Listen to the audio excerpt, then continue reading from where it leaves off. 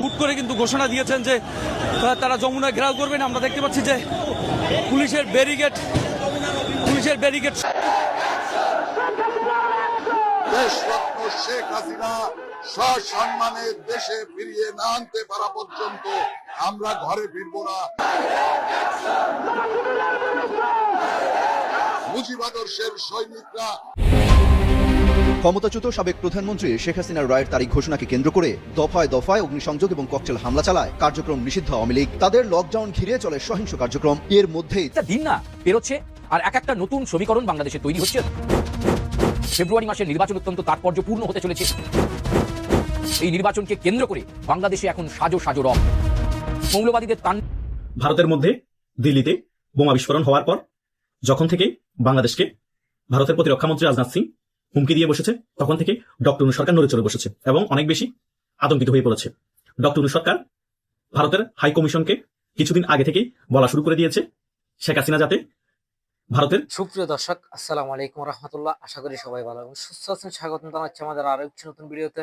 সুপ্রিয় দর্শক মন্ডলী, ভিডিওর থাম্বনেল, টাইটেল, ভিডিওর কিছু অংশ বিশেষ দেখে আপনারা ইতিমধ্যে ধারণা করতে পেরেছেন আজকের ভিডিওটি কতটা গুরুত্বপূর্ণ। সুপ্রিয় দর্শক মন্ডলী, ইতিমধ্যে যেই অংশ বিশেষগুলো দেখে আপনারা রীতিমতো অবাক হয়েছেন, সুপ্রিয় দর্শক তারাও আরো বেশি আপনারা অবাক হতে বাধ্য হবেন সম্পূর্ণ ভিডিওটি দেখলে।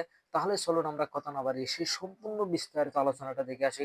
তার আগে আপনাদের প্রতি আমাদের একটা ছোট্ট রিকোয়েস্ট, যারা আমাদের চ্যানেলে নতুন, চ্যানেলটি সাবস্ক্রাইব করেন, লাইক করে শেয়ার করে আমাদের সাথে থাকুন।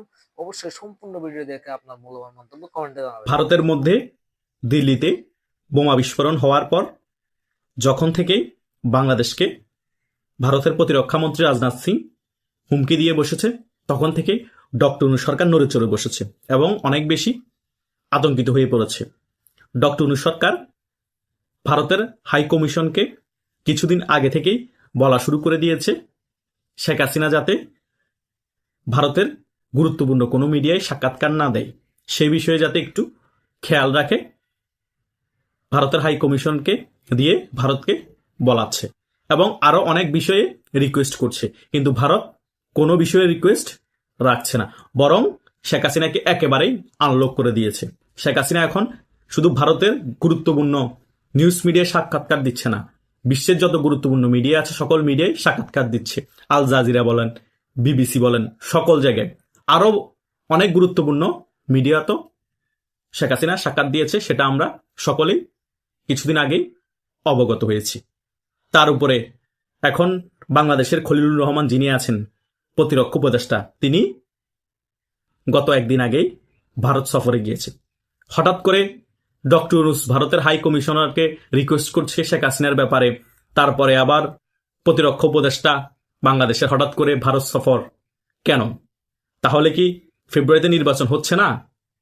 সেই বিষয়ে কি একটি সলিউশন আসতে যাচ্ছে এই ডক্টর ইউনূস সরকার, নাকি আরো অনেক বিষয়ে নত হতে বাধ্য হচ্ছে ডক্টর ইউনূস সরকার? আমি অনেক আগেই বলেছি, যখন ভারত বাংলাদেশ সীমান্তের আশেপাশে 3টা সেনা ছাউনি করেছে এবং বেশি করে সেনাবাহিনী মজুত করছে, তখনই আমি ধরে নিয়েছি বাংলাদেশের ব্যাপার নিয়ে কোনো একটি অজুহাত পেলেই বাংলাদেশে ভারত আক্রমণ করবে। এখন বাংলাদেশের মিডিয়াও বলতে শুরু করে দিয়েছে ভারত বাংলাদেশে আক্রমণ করার জন্য অজুহাত খুঁজছে। সে কারণেই দিল্লিতে যে বোমা বিস্ফোরণ হয়েছে, সেই বিস্ফোরণে বাংলাদেশের যোগসাজশ আছে, সেই বিষয়গুলো ফলাভাবে প্রচার করছে যাতে সে একটা ইস্যু পেয়ে বাংলাদেশে আক্রমণ করতে পারে। এই সকল বিষয় বুঝতে পেরে ডক্টর ইউনূস এখন হাঁটু কাঁপাকাঁপি শুরু হয়ে গিয়েছে। একবার বাংলাদেশে নিযুক্ত ভারতের হাই কমিশনকে রিকোয়েস্ট করছে শেখ হাসিনা যাতে কোনো কথা না বলে, যাতে কোনো জায়গায় সাক্ষাৎকার না দেয়। এদিক দিয়ে প্রতিরক্ষা উপদেষ্টাকে ভারতে পাঠিয়ে দিল। আরে ভাই, এগুলা করে কোনো লাভ হবে না। ভারতের যেটা এজেন্ডা, ভারত সেটা করেই ছাড়বে। ভারতের মেইন এজেন্ডা হচ্ছে আওয়ামী লীগ ছাড়া ফেব্রুয়ারিতে কোনো নির্বাচন হতে পারবে না। আর দ্বিতীয় এজেন্ডা হচ্ছে বাংলাদেশ আওয়ামী লীগের উপর কার্যক্রমে যে নিষেধাজ্ঞা আছে সেটা তুলে নিতে হবে এবং বাংলাদেশ আওয়ামী লীগকে বাংলাদেশে রাজনীতি করতে দিতে হবে এবং শেখ হাসিনা দেশে ফিরে গেলে কোনো ধরনের প্রশাসনিক হস্তক্ষেপ করতে পারবে না শেখ হাসিনার উপর। এই 3টা বিষয় যদি ডক্টর ইউনূস সরকার রাজি হয়ে যায়, সকল কিছু ঠিক হয়ে যাবে।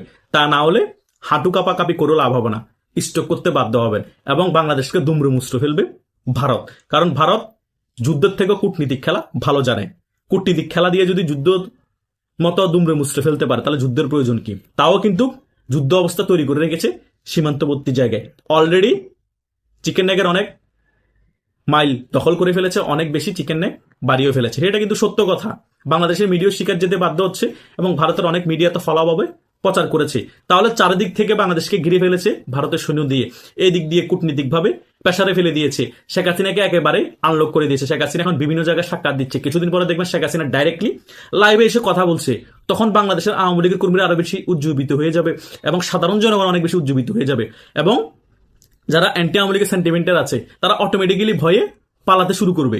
অনেক সাধারণ জনগণ তখন আওয়ামী লীগের পক্ষে কথা বলবে। যারা শেখ হাসিনাকে পছন্দ করেন তারাও ভয়ে। এটাই হচ্ছে রিয়েলিটি।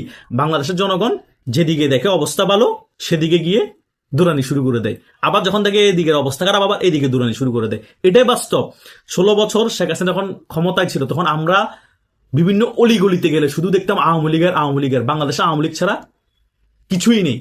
সকলে শুধু আওয়ামী লীগের কথা বলতো। চায়ের দোকানে বলেন, শপিং মলে বলেন, যেখানে বলেন, শিক্ষায় উঠলে বলেন, সিএনজিতে উঠলে বলেন। কিন্তু যখন আওয়ামী লীগের অবস্থা খারাপ হয়ে গিয়েছে, পতনের অবস্থা হয়ে গিয়েছে, শেষ 1 মাস শুধু আওয়ামী লীগের বদনাম।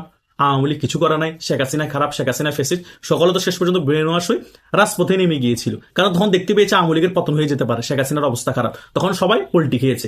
সেম ভাবে একই ঘটনা ঘটবে। সবাই পল্টি খেয়ে শেখ হাসিনা জয়গান গাবে, আওয়ামী লীগের জয়গান গাবে। অলরেডি শুরু হয়ে গিয়েছে। শেখ হাসিনা এখনো বাংলাদেশে আসা নাই, এখনো ভিডিওতে আসা নাই।